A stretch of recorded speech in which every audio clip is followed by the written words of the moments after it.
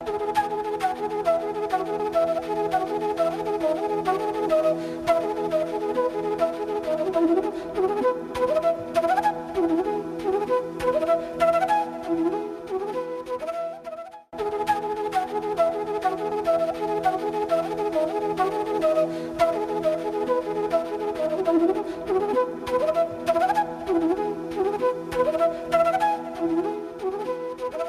afternoon. Welcome to Research Network. Friend, as you know, this week we have discussion on history, ancient history.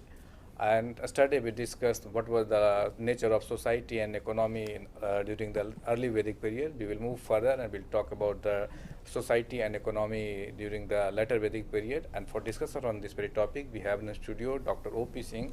He teaches history in Delhi University, associate professor of history in Delhi College of Arts and Commerce, and he has experience of about 15 years, and his area of interest is ancient India.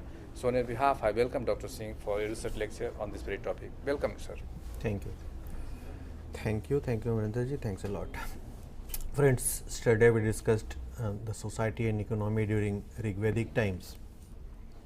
And when we move on to later Vedic times, we have not only more sources as compared to Rigvedic period, sources in terms of literary sources, which are the three Vedas, apart from the Rig Veda, Yajurveda, Atharvaveda and Samveda, the Brahmanas, the Aranyakas and the Upanishads.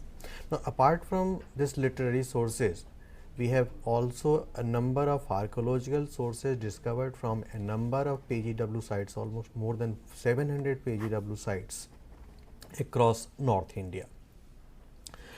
So, on the basis of these literary and archaeological sources, we are in a better position to discuss the society and economy of later Vedic times as compared to Rigvedic period.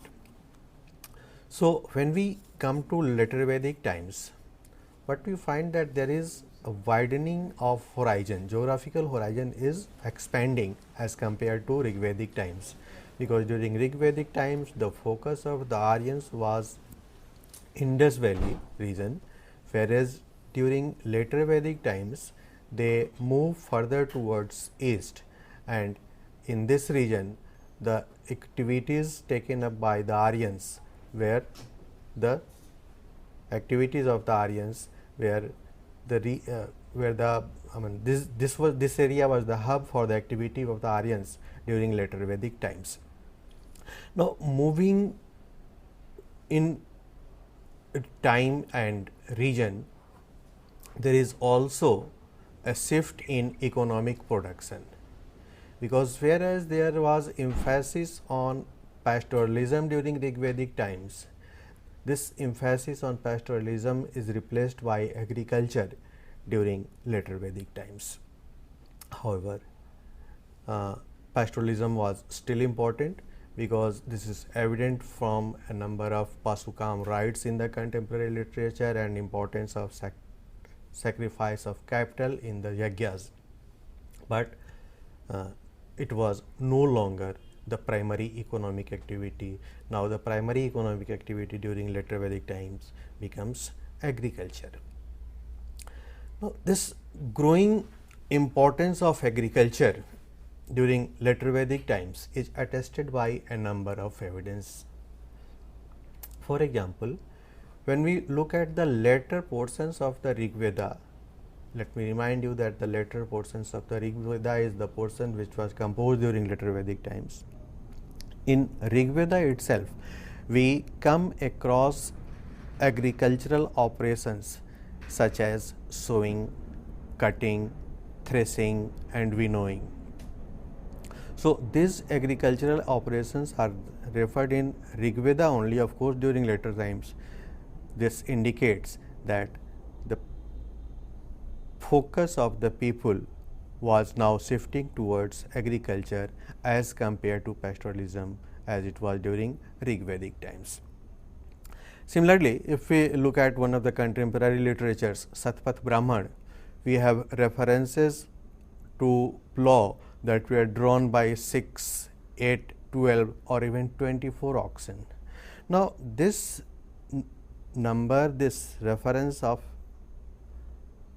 a plowshare being drawn by 24 oxen may be symbolic, but it also may indicate towards the possibility of deep plowing. And since there are such references in contemporary literature which indicate that the agriculture was gradually becoming important day by day, and it was a very important economic activity of the people of later Vedic period. Then, if we look at agriculture as the most important activity, it is necessary that the cultivable area is available. Now, it is suggested that the northern Gangetic plain was full of vegetation, and to make this area cultivable, it was necessary to clear this vegetation. Now, there is a debate amongst historians about how this vegetation was cleared, and this debate centers around the use of iron tools in the clearing of this vegetation. But nevertheless, this debate apart, there is strong possibility that probably this area was full of thin vegetation. The vegetation was not very thick, and so it was not very difficult to clear this area from vegetation, and this clearing of vegetation could have been taken with the help of fire, with the help of available technology, that was copper bronze technology, because we have a story of Videh Madhav, in which the fire god allows him to settle in an area which was earlier full of vegetation, but then it was cleared with the help of fire. Similarly, if we look at available technology, we generally find that we hardly come across any tools of iron that could have been used in the process of agriculture, and whatever tools that we have, they are mostly related to war weapons. So, very few tools, in fact there is only one very few iron tools related to agricultural operation. That there is one plowshare from Jakhira, there is one iron axe at Noh that has been dated between 1100 BC to 900 BC. Noh is somewhere near Mathura. Only very few tools related to agriculture have been obtained that are made of iron. So, it is generally believed that iron tools were used in agricultural operation more frequently after Vedic times, after the end of the later Vedic times, and not during later Vedic times. So, generally it was with the help of fire that the forest or vegetation was cleared. It was with the help of available technology of bronze and copper, with the help of which this vegetation was cleared. And generally we hardly come across any evidence. As I said, right now we have just one iron plowshare that has been recovered from Jakhira.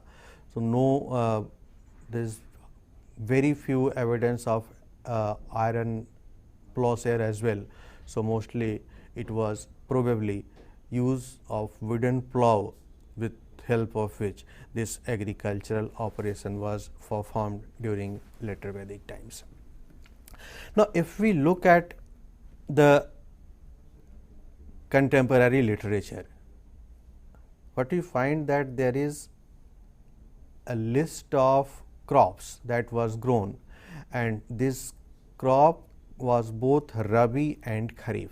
For example, in Vajasneyi Samhita we have rice, barley, urad, sesame, moong, kulthi or horse gram, millet, wheat and masoor.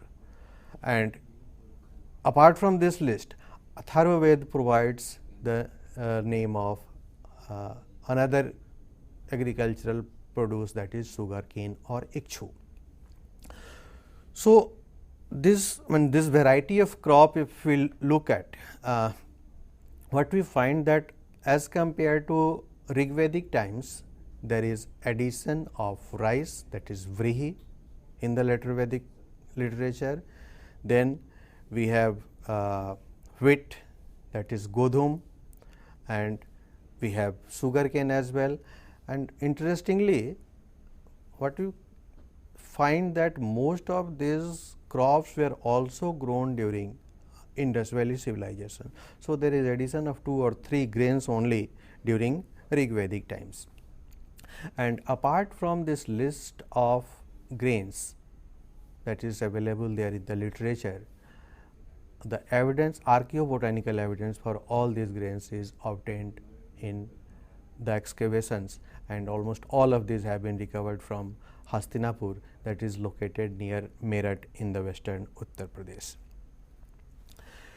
Now, this agriculture in fact calls for certain change in the production of productional organization or in organization of production, because what you find during later Vedic times that there is emergence of the concept of land ownership. Concept of land ownership begins to emerge during later Vedic times, and though it was still in very nebulous stage, it was not crystallized as yet, but the concept of private property had emerged.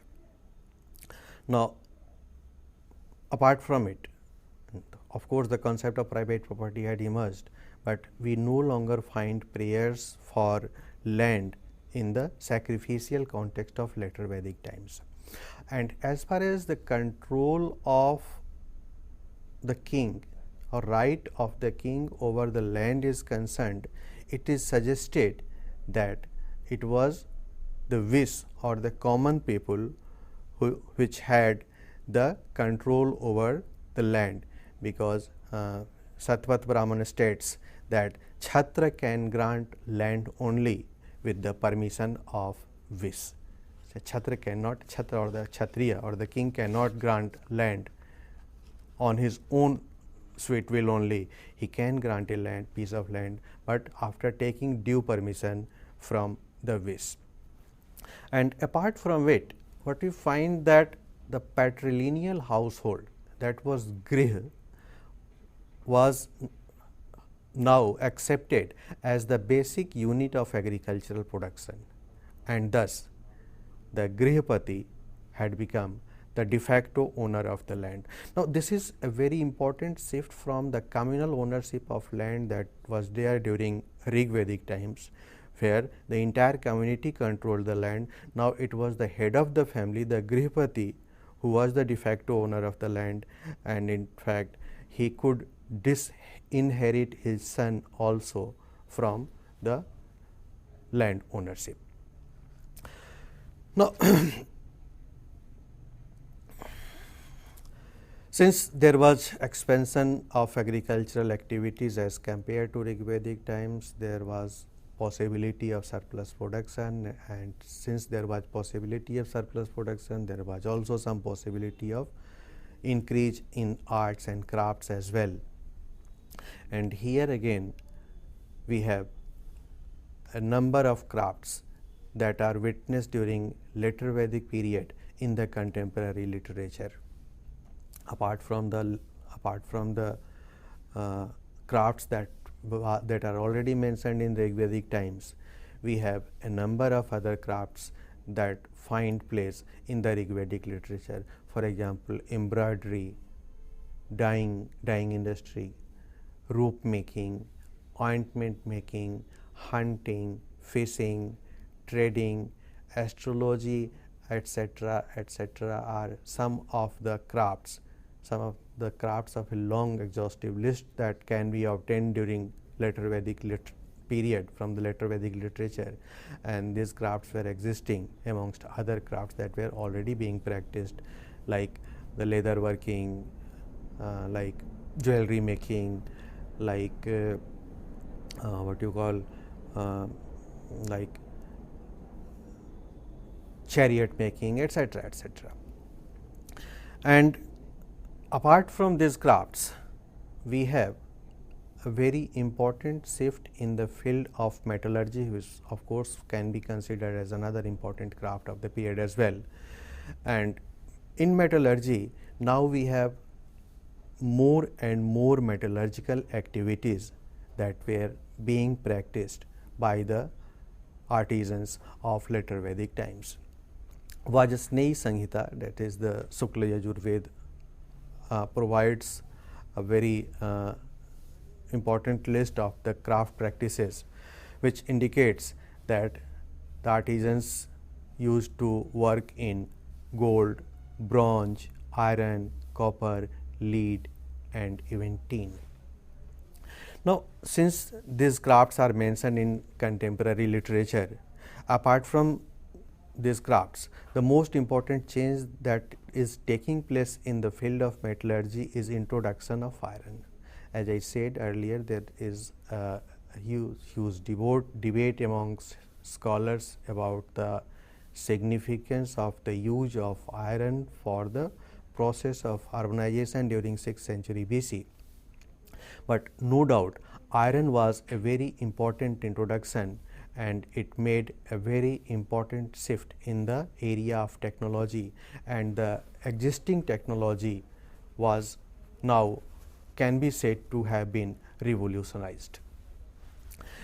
We have of course, in contemporary literature again we have references of Krishna ayas and Syam ayas, that is the black metal, which has been interpreted as iron, whereas in the case of Rigvedic period we had reference of ayas only, that has been interpreted as copper or bronze.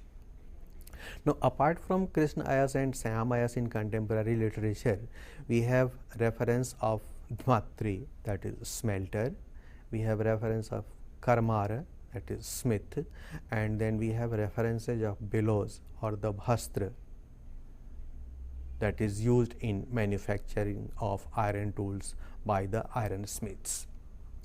Now, apart from these terms in contemporary literature, what is significant to say that there has been an archaeological evidence of bhastra as well, that has been discovered from a place called Suneri in Rajasthan. Now, apart from it, the manufacture of glass is another important addition during later Vedic times, and as I said, contemporary literature refers to the introduction of glass or lead industry. Now, apart from this reference in contemporary literature, a number of PGW sites have produced beads and bangles which were made of glass, and this can be said for most of the metals that have been referred into the later Vedic literature. Now, coming down to the redistribution system that was existing during Rigvedic times. As we have seen that during Rigvedic times, the redistribution system was very significant, and it was a very important basis of the economy of Rigvedic times. However, when we come to later Vedic times, what you find that this redistribution system changed completely, and this redistribution has almost in this system of redistribution, the importance of lobe 3 has almost ceased to exist. In fact, it has decreased to a great extent in fact. Now, this was because of shift in economic activity, because when during Rigvedic times there was emphasis on pastoralism, it was not sufficient enough to meet the requirements of the people, and so people used to indulge in loptri or war booty. I mean, they used to indulge in loot, and they used to redistribute that war booty among themselves. But when they started agriculture, when they started cultivating, probably people remained engaged in agricultural processes, and the production was sufficient enough to take care of the needs of the people. So, there was no need of indulge into loots or loptri, and so the importance of loptri decreased, and the what you call importance of lobe 3 decreases, and importance because of increase in the importance of agriculture.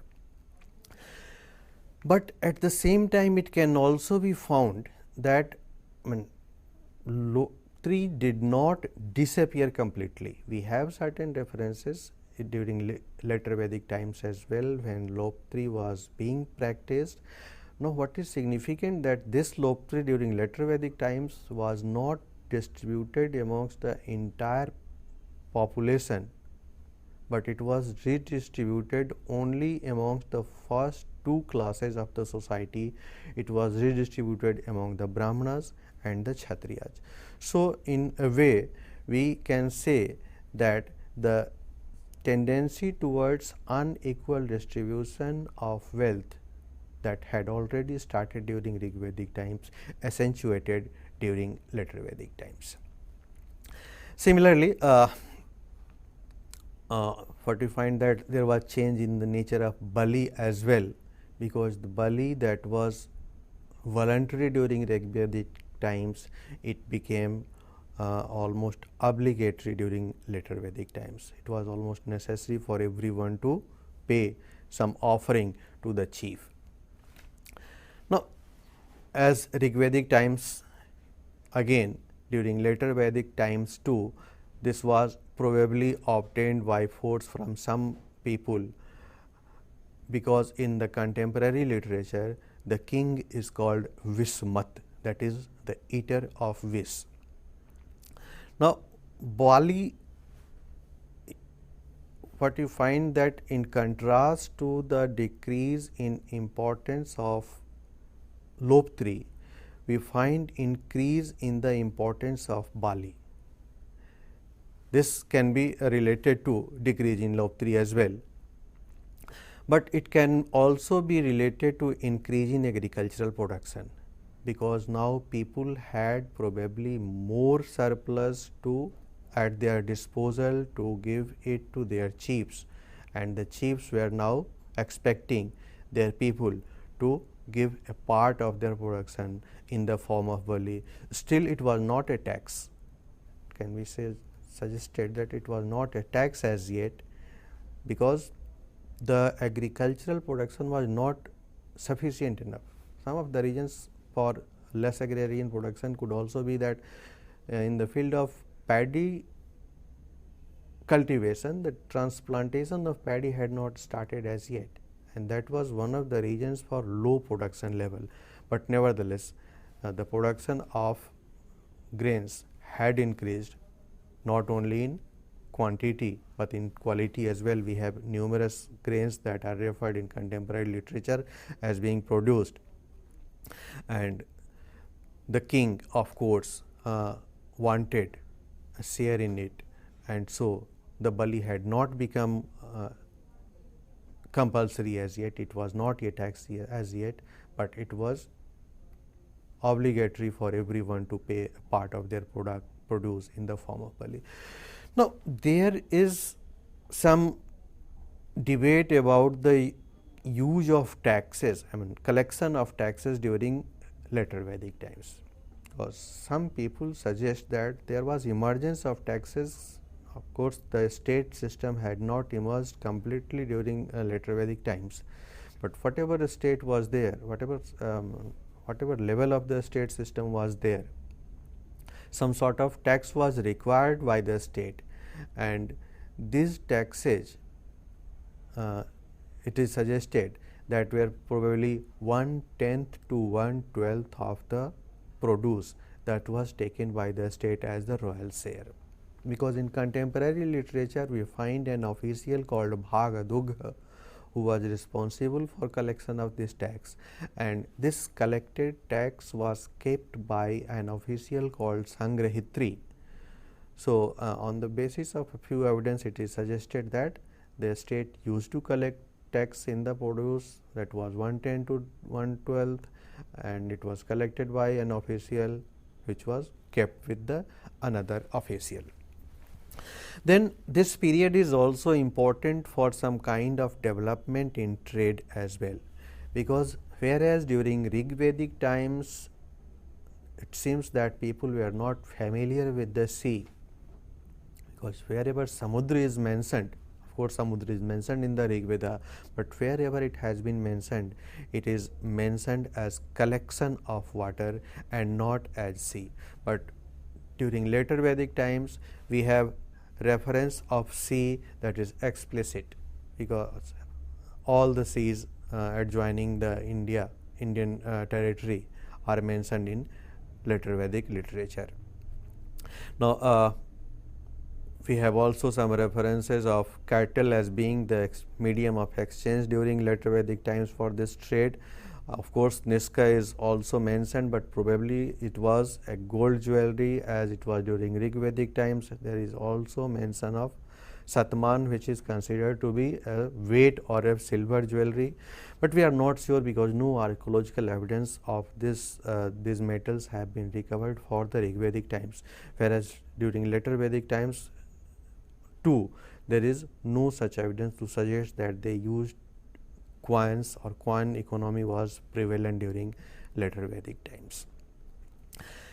Then of course it was an economy that was taking shape, and in such a type of economy there is very little scope of emergence of towns, but nevertheless in some of the literatures, contemporary literatures of later Vedic times, we have references to nagaras or towns, which probably may have been political centers rather than center of manufacture, but they point to emergence of nagaras and the life of nagaras. It point to a growing socio-economic differentiation, and archaeological evidence also indicate towards some sort of beginning of the process of urbanization from Ahichhatra, from Kausambi and from Hastinapur.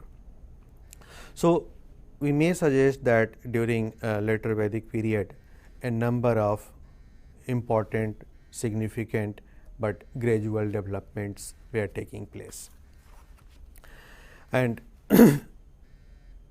since these developments were taking place in the sphere of economy, the society could not have remained aloof, because what we find that the society that is considered almost egalitarian, of course it was not an egalitarian society, because due to absence of beggars, due to absence of wage earners, it is suggested that Rig Vedic society was an egalitarian society, but of course it was not egalitarian society. It was relatively egalitarian structure, but this egalitarian structure of Rig Vedic times gave way to a complex society during later Vedic times, and the differences that existed in terms of rank and wealth, which of course had started during the Vedic times, gradually increased during later Vedic times.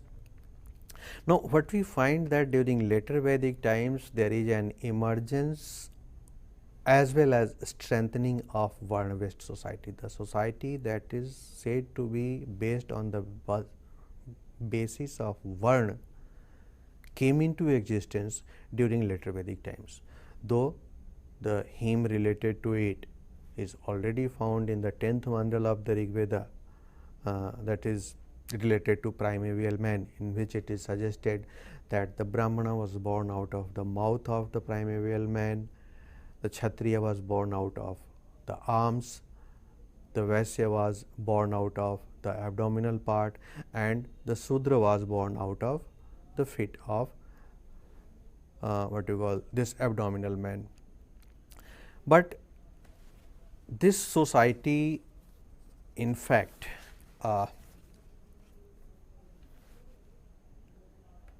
was, even after the emergence of Varna-based system, what we find that there was no untouchability during later Vedic period, because we have reference of the king and the wish eating from the same vessel. So It was divided on the basis of Varna, but it was bereft of untouchability as it happened during later Vedic times. Now, there are different regions, different versions for the emergence of Varna system in Indian society. One version suggests that it was an attempt of the ideologues, that is the Brahmanas, to weave together the diverse elements of the society to keep the society harmonious. Whereas there is another version, that is, there is another explanation which suggests that it was a functional division of the society, in which it was suggested that since Brahmana was born out of mouth of the primeval man, the Brahmana will take out his living with the mouth only. That is a Brahman will not perform manual work. He will do whatever can be done with mouth only. He can teach, he can perform sacrifices, and then he can obtain dana dakshina or gifts and can survive on that. Similarly, as Kshatriya is born out of the arms, and as it is the job of the arm to protect the entire body from any foreign attack, so it was responsibility of the Kshatriyas to protect the entire society. And as the Vaisyas are born out of abdominal part, and since it is important to take care of abdomen to run the entire system, so they were given the responsibility of producing grain, and they were also supposed to pay tax, because Vaisyas were the only tax paying varnas of the society. And since the Sudras are born out of feet, and as the feet carries the weight of the entire body, so Sudras were also expected to carry the weight of the entire society. So, whatever the reason, but the fact is that later Vedic onwards, the society came to be divided along Varna lines. A person, the status and the place of a person in the society was not based on his occupation, but was based on his birth. If a person is born in the family of a Brahmin, he will be a Brahmin, and if a person is born in the family of a Sudra, he will remain Sudra throughout his life. But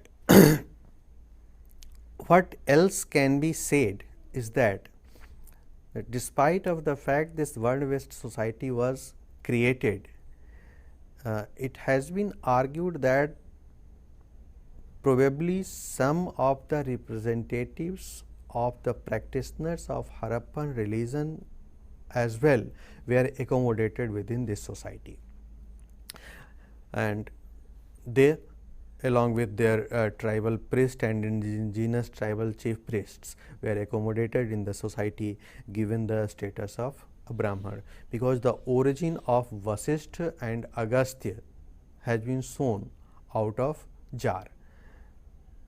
So, it is sort of obscure origin, and this obscure origin might indicate that they were probably the indigenous intellectuals who were accommodated in the Brahminical system of Varna. Similarly, the reference of Dirghatamas, which literally means jet black, and a Brahmin of Aryan origin is not supposed to be black. So, such references are the evidence to suggest that the indigenous intellectuals, indigenous priests were also accommodated within the Varna system, giving them the status of Brahman.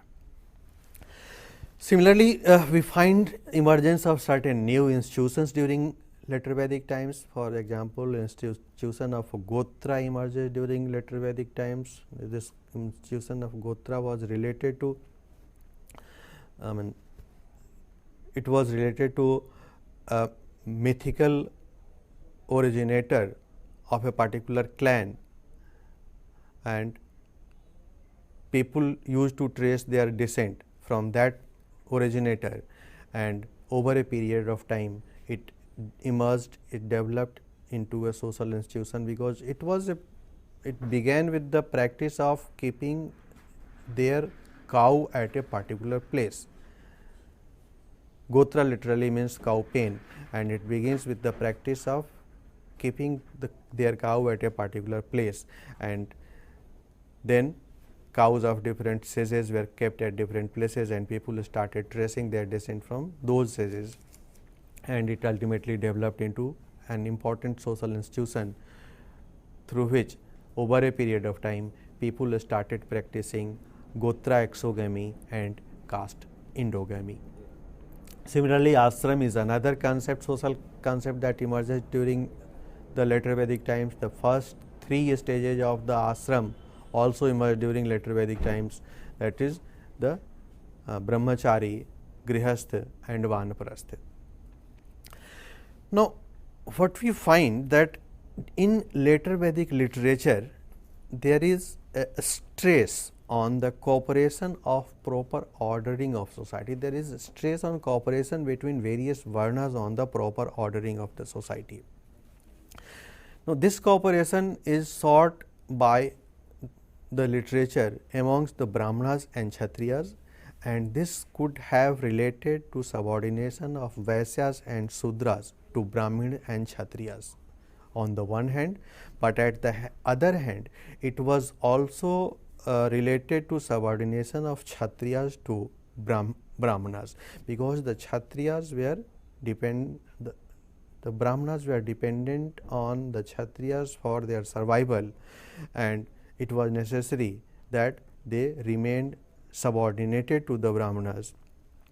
Now, this relationship between first two varnas, that is Brahmana and Kshatriya, is almost characterized by different type of tensions, because the Kshatriyas resented various type of expenditures that was spent on sacrifices, and in such sacrifices the appropriation of large surplus by the Brahmanas, in such sacrifices the appropriation of gift by the Brahmanas, then the appropriation of a large surplus produced by the Brahmanas was also resented by the Kshatriyas, but it was necessary, as it has been suggested in the contemporary literature, that all the varnas should stick to their duties, and it was necessary that to maintain the social fabric, to maintain the social system, it was necessary that everyone sticks to their duty.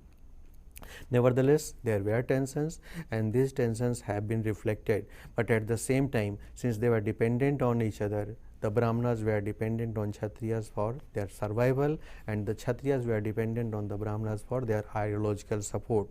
So, this was maintained, and it was seen that the system works accordingly. Now, as far as position of women during later Vedic times is concerned, it is said to be sort of mixed one, as it was there during Rig Vedic times. Rather, can be said to be that it had in fact deteriorated during later Vedic times, because Maharashtra से दर्शक हैं, उनका सवाल लेते हैं। जी नमस्कार, सवाल पूछिए। जी सवाल पूछिए। हाँ नमस्कार सर, मैं गणेश सातपुते बोल रहा हूँ। हाँ नमस्कार, सवाल पूछिए। हाँ, अभी हमारे टीवी पर, व्यास टीवी पर आपका कार्यक्रम चल रहा था। Hello sir. जी जी सवाल पूछिए, सुन रहे हैं आवाज। हाँ, तो वो रिटर वैदिक स्ट्रक्चर के जो आपने कहा था ना, वैदिक पीरियड, हाँ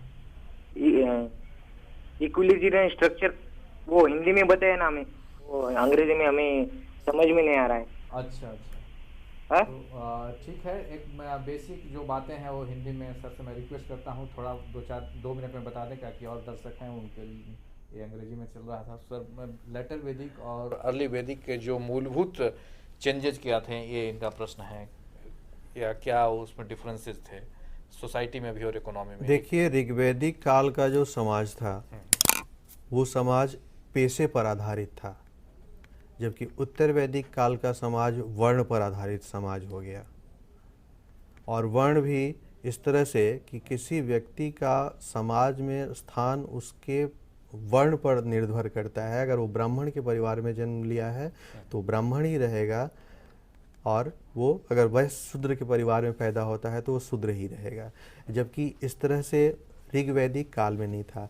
लेकिन बावजूद इसके यहाँ पर यह महत्वपूर्ण है और ये ध्यान देने की बात है कि इसके बावजूद भी समाज में छुआछूत की भावना नहीं थी, क्योंकि हमें उत्तर वैदिक साहित्य में इस बात का जिक्र मिलता है कि राजा और आम जनता एक ही बर्तन से खाना खाया करते थे कुछ कुछ खास मौक़ों पर।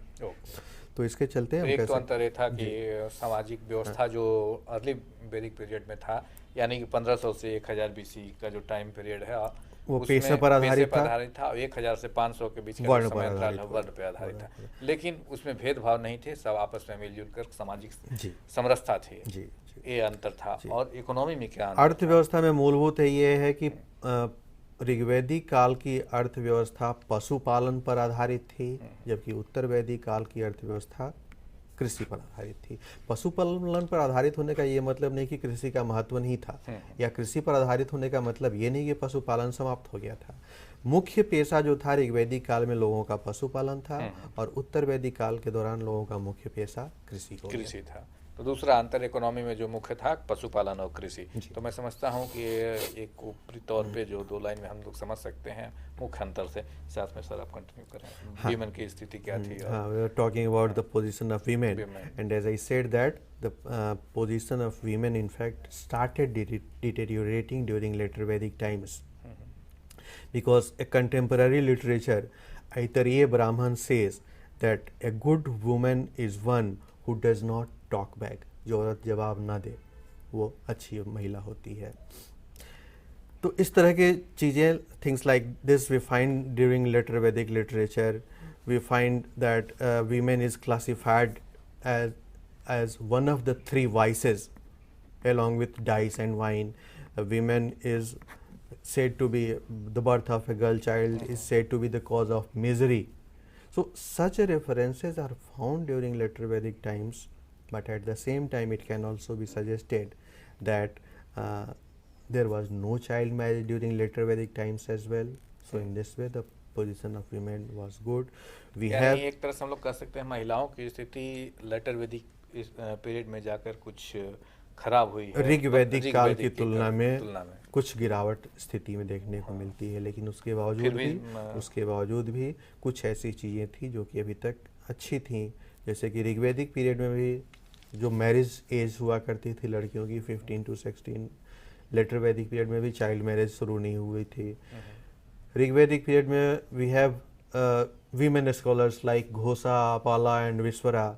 Similarly, during later Vedic times as well, we have women scholars like Gargi and Maitreyi, who are known for their excellence in the field of academics and intellectualism.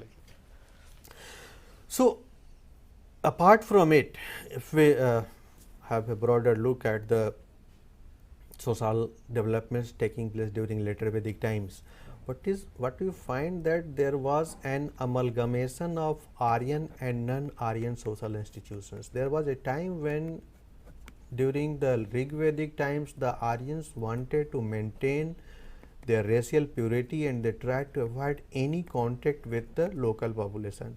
But over a period of time, what you find that there is some give and take, there is some cultural commingling, there is some mutual exchange of cultural values, cultural practices between Aryan and non-Aryan groups of the society, and these seem to have been adopted by both the groups. For example, the emergence of matrilineal elements in Aryan system, and here is a very good example is again Dirghatamas. Dirghatamas is said to be a very important sage of the period. But this gentleman is also known as Mamateya, that is son of Mamata. Now this gentleman is known by the name of his mother and not by the name of his father. So this can be said to be some influence of matrilineal system on the society. Similarly, in in Aryan society, the importance of women, the wives of the kings, was very high, very significant as far as Rajasuya sacrifices is concerned. So such practices were there, and these practices entered into the Aryan fold, entered into the Aryan social system, probably after the contact with the non-Aryan population of later Vedic times. So, later Vedic society thus reveals a clear emergence of distinctive socio-economic and socio-economic categories which were associated with specific functions and roles, and the social formation that is associated with this period is all related to, it's all due to the beginning of settled agriculture, and it led to a number of transitions in the different spheres, but this transition was not sudden, it was a transition that was gradual and it was spanning over a number of centuries. Okay. Thank you. So मित्रों, ये था this was the lecture on later Vedic period, society and economic situation that time. But okay, हाँ, तो मैं कुछ या तो प्रश्न लेंगे या मैं सर से आग्रह करूंगा कि ये जो आपने बताया उसको संक्षेप में हिंदी भाषियों के लिए, जो हिंदी में समझ सकते हैं जो छात्र, उनके लिए आप कुछ मुख्य बातें जो हैं दोनों पीरियड के लेटर वैदिक के बारे में वो बता दें, और साथ साथ हम लोग प्रश्न भी लेते रहेंगे। जी जी सर। देखिए, उत्तर वैदिक काल जिसका समय है लगभग 1000 ईसा पूर्व से लेकर 600 ईसा पूर्व के बीच, इस काल में अर्थव्यवस्था में जो सबसे महत्वपूर्ण परिवर्तन आया वो ये था कि पशुपालन का स्थान कृषि ने ले लिया और लोगों का अब मुख्य पेशा पशुपालन न होकर कृषि हो गया। और इस कृषि के शुरुआत के लिए, या कृषि का महत्व बढ़ गया, इसको बताने के लिए हमारे पास समकालीन साहित्य में भी कई उदाहरण भरे पड़े हैं, जैसे कि शतपथ ब्राह्मण में 24 बैलों तक का इस्तेमाल करने को देखने को मिलता है खेत जोतने के लिए। यह इस्तेमाल सांकेतिक हो सकता है, लेकिन हो सकता है कि ज़्यादा गहरी जुताई के लिए 24 बैलों का भी इस्तेमाल होता हो। पॉइंट ये है, तात्पर्य यह है कि खेती का महत्व बढ़ गया और कई तरह की खेती से संबंधित प्रक्रियाओं जैसे बीज डालना, काटना, पीटना, ओसाना, ये सारी प्रक्रियाओं का जिक्र समकालीन साहित्य में मिलता है, जो कि ऋग्वैदिक काल में देखने को नहीं मिलता था। और न सिर्फ इन प्रक्रियाओं का जिक्र मिलता है, बल्कि ऋग्वैदिक काल की तुलना में, जहाँ ऋग्वैदिक काल में सिर्फ एक अनाज जौ का जिक्र मिलता है, वहीं ऋग्वैदिक काल में एक काफ़ी लंबी सूची है अनाजों की या उत्पादों की। और न सिर्फ सूची है, बल्कि कई स्थानों से खुदाई के दौरान इसके पुरातात्विक प्रमाण भी पाए गए हैं कि इन अनाजों का इस्तेमाल या उत्पादन हुआ करता था। चावल का उत्पादन शुरू हो गया, गेहूं का उत्पादन शुरू हो गया, मूंग, तिल, मसूर, तिलहन, गन्ना, हर तरह की रबी और खरीफ फसलों का उत्पादन शुरू हो गया। और खेती में विकास हुआ तो बाकी क्षेत्रों में भी विकास उसका देखने को मिलता है। वो कला और शिल्प कला, हस्तकार, दस्तकार, इस तरह के जो लोग हैं समाज में, उनका भी जिक्र ऋग्वैदिक काल की तुलना में ज़्यादा देखने को मिलता है और कई तरह के पेशे अब अस्तित्व में आते हुए दिखाई देते हैं। लोहे का इस्तेमाल एक बहुत महत्वपूर्ण घटना है उत्तर वैदिक काल की। हालांकि लोहे का इस्तेमाल उत्तर वैदिक काल में उत्पादन की प्रक्रिया में बहुत ज़्यादा देखने को नहीं मिलता है, क्योंकि अधिकांश जो चीज़ें मिली हैं लोहे की, वो अधिकांश लड़ाई के हथियार हैं। लेकिन फिर भी लोहे का आना और लोहे के आने के बाद से कई तरह की हस्तकला और दस्तकारी के कार्यों में वृद्धि देखने को मिलती है, जो कि कहीं न कहीं संभवतः लोहे से जुड़ा हो सकता है। और नगरों का उदय होना शुरू हो जाता है। हालांकि नगर अभी तक पूरी तरह से अस्तित्व में नहीं आए थे, लेकिन प्रोटो सिटीज़ या आद्य नगर जिनको हम कह सकते हैं, जैसे कि यही छत्र है, जैसे कि कौशाम्बी है, हस्तिनापुर है, इस तरह के स्थानों की खुदाई से पता चला है कि ये धीरे धीरे नगरों का रूप लेने लगे थे। हालांकि नगरों का जिक्र मिलता है समकालीन साहित्य में, लेकिन ये नगर शायद राजनीति के केंद्र ज़्यादा रहे हों और उत्पादन के केंद्र कम रहे होंगे। समाज की जहाँ तक बात है, जैसे जैसे अर्थव्यवस्था जटिल होती गई, समाज में भी जटिलता आती गई। जो समाज ऋग्वेदिक काल में पेशे पर आधारित था, वो जन्म पर आधारित हो गया। बावजूद इसके किसी तरह की छुआछूत या भेदभाव देखने को नहीं मिलता है इस काल के समाज में। समाज में महिलाओं की स्थिति पहले से थोड़ी सी गिरावट होती हुई देखने को मिलती है, लेकिन अभी भी महिलाओं की स्थिति काफ़ी बेहतर थी बाकी कालों के, बाकी बाद के कालों की तुलना में। और कई तरह के पेशों में महिलाओं का जिक्र भी देखने को मिलता है। वो उदाहरण के लिए वेश्यावृत्ति में महिलाओं का आगमन उत्तर वैदिक काल में देखने को मिल जाता है। तो इस तरह की चीज़ें शुरू हो चुकी हैं, और ये चूँकि नगरीय संस्कृति से जुड़ी हुई चीज़ें हैं और नगरों का प्रारंभ लगभग शुरू हो चुका था, तो सामाजिक जटिलता भी बढ़नी शुरू हो गई थी। लेकिन इसके बावजूद समाज अभी भी ज़्यादा समरसता वाला था, समाज बेहतर था, जबकि जिसमें किसी तरह का तनाव शायद नहीं था, भेदभाव नहीं था। मित्रों, जैसा कि आपने देखा लेटर वैदिक टाइम का मतलब उत्तर वैदिक काल की क्या सामाजिक व्यवस्था थी, कैसे अर्ली वैदिक पीरियड से जाकर चेंज होता है, और क्या क्या नगरीय सभ्यता के साथ इसका भी जो कॉम्प्लेक्सिटी है समाज में भी दिख रहा है, और इसके सोर्स के बारे में भी चर्चा की गई कि कैसे हम अध्ययन करें और कौन कौन से विविध पहलुओं को अगर समाज और अर्थव्यवस्था को अगर हम लोग पढ़ाई करते हैं तो ध्यान में रखना चाहिए, और उसके आधार पे एक जो उस समय का नेचर है सोसाइटी का, इकोनॉमी को हम लोग डिटरमिन करें। तो मैं समझता हूँ कि आपका आज का लेक्चर आप सबके लिए लाभदायक साबित होगा। कल हम लोग आधुनिक भारत के इतिहास पर चर्चा करेंगे, क्या अप्रोचेज हैं, कैसे आधुनिक भारत को पढ़ा जाए, और कौन कौन से मुख्य घटनाएं आधुनिक समय में हुई हैं और कौन से धारा है उसको हम लोग मिलाकर देखेंगे, और साथ में एक अलग पर्सपेक्टिव भी हम लोग देखेंगे कि आज के समय में कैसे उन आधुनिक भारत को हम लोग समझें। तो इन शब्दों के साथ आज के लेक्चर को यहीं विराम देते हैं। आप सबको धन्यवाद और आपकी ओर से डॉक्टर ओपी सिंह को भी बहुत बहुत धन्यवाद। Thank you very much. धन्यवाद।